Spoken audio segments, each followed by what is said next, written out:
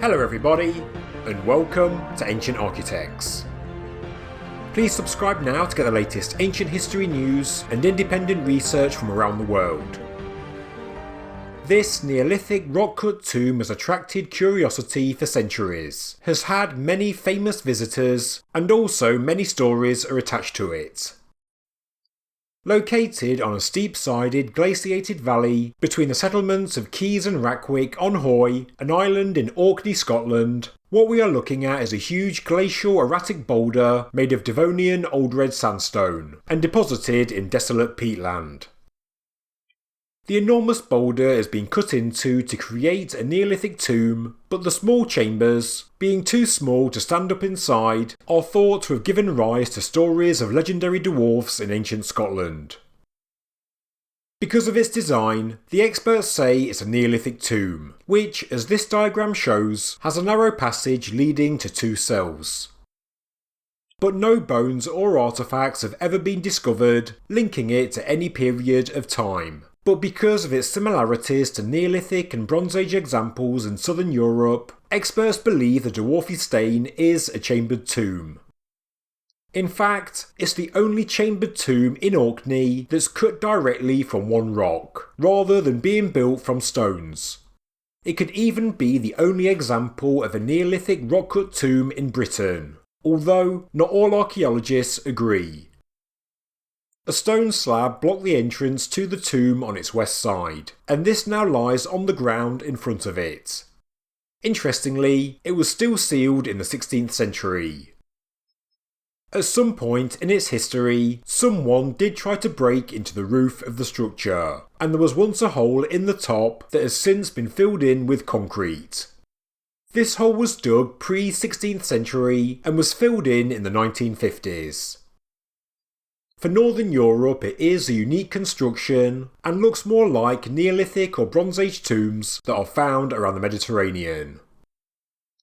Experts believe it's around 5,000 years old. The rock measures 8.5 metres or 28 feet in length, but the internal chambers are much smaller in dimensions. The 1 metre square entrance leads to a passage 2.2 metres long, and the two cells measure 1.7 metres by 1 metre in size, and the height of all the internal chambers is 1 metre. The rock would have been hollowed out using stone and antler tools, just like we see at other Neolithic sites in Britain. Inside, the spaces look like bed places, but they're too short for anyone of a normal stature, and although the spaces could be for burials of people placed in a fetal position, the size of the spaces, together with the size of the opening, are no doubt responsible for the dwarf folklore in this region. When looking at pictures, I was reminded of the famous rock-cut Barabar caves of India, but of course this one is far less beautiful in finish. Each Barabar cave was thought to have been home to a holy man priest or hermit, and similar ideas also exist for the Dwarfie Stane. There are no records of any archaeological excavations at this site, and because it's attracted so much attention for many centuries, we have no idea if anything has ever been found inside. Certainly nothing has been recorded. As stated, there are many legends around the stone.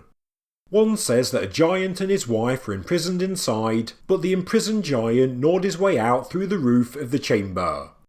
I guess this legend was a way to explain the robber's hole that was once visible in the roof. There is also another story that there is in fact a cave, located high up in the cliff behind the Dwarfie Stane, and inside were found egg-shaped stones, just like the relics that were found at Skara Brae. If true, maybe the two sites were linked and part of some ancient ritual. If you visit the site today, you'll no doubt notice the 18th and 19th century graffiti, including one inscription that's written in Persian calligraphy by Captain William Mounsey, who camped here in 1850. He wrote, "I have sat 2 nights and so learnt patience." Above the Persian, Mounsey wrote his name backwards in Latin. The Dwarfie Stane is just one of many interesting wonders of Neolithic Britain, a unique rock-cut structure, and another fantastic site of the fabulous Neolithic landscape of the Orkney Islands. Thank you very much for watching this episode of Ancient Architects. If you enjoyed the video, please subscribe to the channel, please like the video, and please leave a comment below. Thank you very much.